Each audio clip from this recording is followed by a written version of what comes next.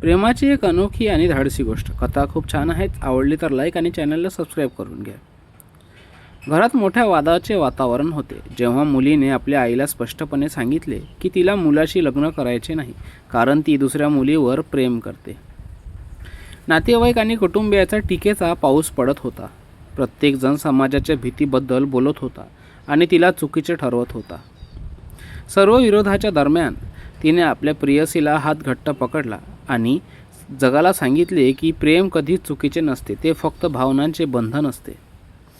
कुटुंबाचा कठोर विरोध सहन करून त्या दोघींनी आपले स्वतःचे स्वतंत्र आयुष्य जगण्यासाठी एक घर सोडण्याचा कठीण निर्णय धाडसी घेतला. समुद्र किनाऱ्यावर बसून ती रडत होती, पण तिच्या प्रेयसीने तिचा हातात हात घेऊन तिला धीर दिला आणि कायम सोबत राहण्याचे वचन दिले.